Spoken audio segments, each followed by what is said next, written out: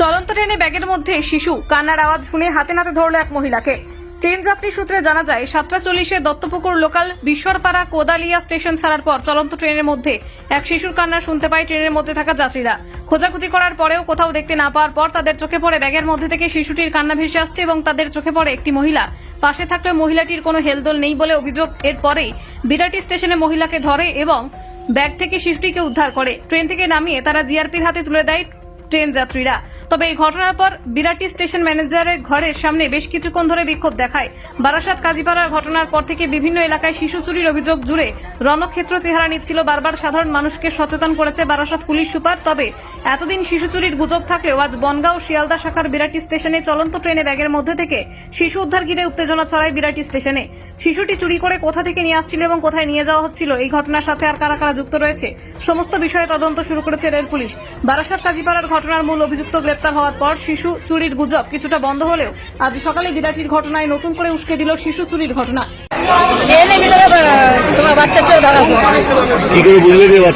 বাচ্চাটা কেঁদে উঠেছিল পিঠ ব্যাগের ভিতরে। তারপরে তখন আমরা চেন খুলে বাচ্চাটা পেয়েছি। মানে মহিলার পিঠেই ছিল পিঠ ব্যাগটা? হ্যাঁ, পিঠ ব্যাগটা মহিলার পিঠেই ছিল। তারপরে ধরলেন, ধরার পরে বাচ্চাটা এর ভিতরে কেঁদে উঠেছিল। আমরা চেন খুলে দেখি ওর ভিতরে বাচ্চা, উনি বলছে মুরগির বাচ্চা।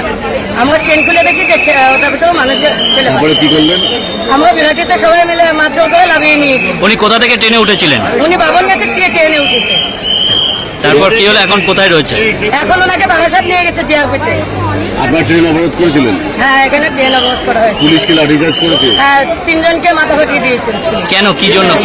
আমরা ওই তোমার গাড়ির ওখানে গেছিলাম মহিলাটাকে, যে আমাদের মহিলাটাকে ছেড়ে দেন আমাদের বাড়িতে, তার জন্য। কারা মেরেছে, জিআরপি না পুলিশ? না, পুলিশ মেরেছে। পুলিশ মেরেছে? হ্যাঁ, পুলিশ মেরেছে। এখনই কি আমার অবরোধ করবেন না নতুন করে? এখন তো আমাদের কোনো ইয়ে করতে দিচ্ছে না। আপনার নামটা? আমার নাম কণিকা। কণিকা কি? কণিকা গাইনি।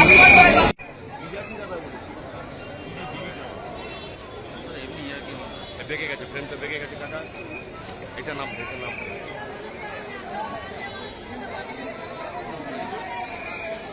আমি খর্দা থেকে আমার বাড়িতে ইয়েতে না